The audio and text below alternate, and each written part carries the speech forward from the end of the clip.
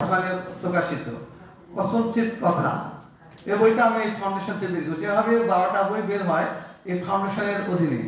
পরবর্তীতে বিভিন্ন কৃতি শিক্ষার্থীদের বৃত্তি প্রদান পরবর্তীতে আমি এসে আমার মা যখন 2010 সালে মারা যায়, তার পরবর্তীতে আমরা শুরু করি কবি সাহিত্যিক শিক্ষা চিকিৎসা উদ্যোগকরণের নিমিত্তে এই হাজারা খাতুন পদক প্রবর্তন করা হয়। তার ধারাবাহিকতায় আমরা গতবার করেছিলাম ঠাকুরগাঁ জেলাতে, ঠাকুরগাঁ পীরগঞ্জ সরকারি কলেজ মিলনায়তনে করি। সেবারে অংশগ্রহণ করে রংপুরের 8টি জেলা এবং পাশাপাশি অন্যান্য জেলাও ছিল। এবারে যখন আমি নাটোরে বদলি হয়ে আসলাম আব্দুলপুর কলেজে, তো চিন্তা করলাম যে আমি যে নাটোরের সন্তান, এবারে ভেন্যু করবো নাটোরে।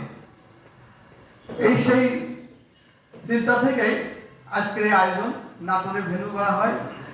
শফিউদ্দিন সর্দার একজন বিশিষ্ট কবি এবং সাহিত্যিক, তার নামে মিলনায়তন। এই মিলনায়তনে আয়োজন করা হয় আজকের এই অনুষ্ঠানটি। নাটোরের আমি চেষ্টা করেছি এই নাটোরের অনুষ্ঠানে রাজশাহী বিভাগের 8টি জেলায় কবি সাহিত্যিকদের দাওয়াত করেছি। বিভিন্ন জায়গাতে একই দিনে প্রোগ্রাম থাকার কারণে কিছু কম হয়েছে। আজকে একটা প্রোগ্রাম হচ্ছে নওগাঁতে, গতকাল হয়েছে চরমবিলে, তারাশে একটা এবং ঈশ্বরদীতে। যাকে হতাশাজনক কারণ মনে হচ্ছে, হয়তো শীতের কারণে হতে পারে, সত্য প্রমাণ চলছে, অনেকের পথে আছে আসবেন। আর এই প্রতিষ্ঠানে আমি যেদিন থেকে শুরু করেছি হাজারা পদক প্রদান, আমি কখনোই কোনো রেজিস্ট্রেশন ফি নেই না। পুরোপুরি আমার মার স্মৃতি রক্ষার জন্য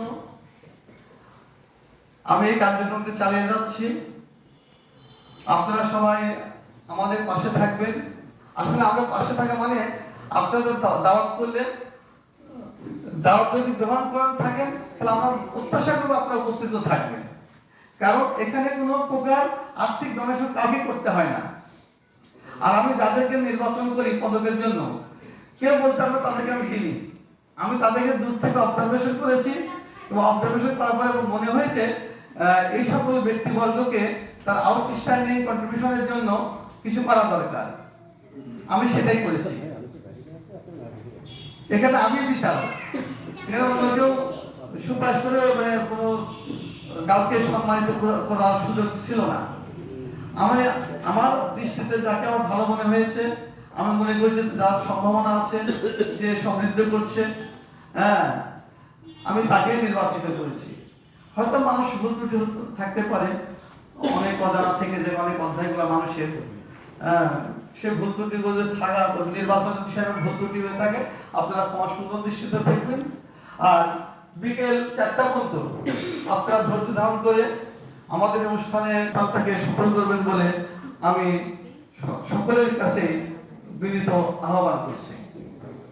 সবার সুস্বাস্থ্য এবং সুন্দর জীবনের প্রত্যাশায় আল্লাহ হাফেজ।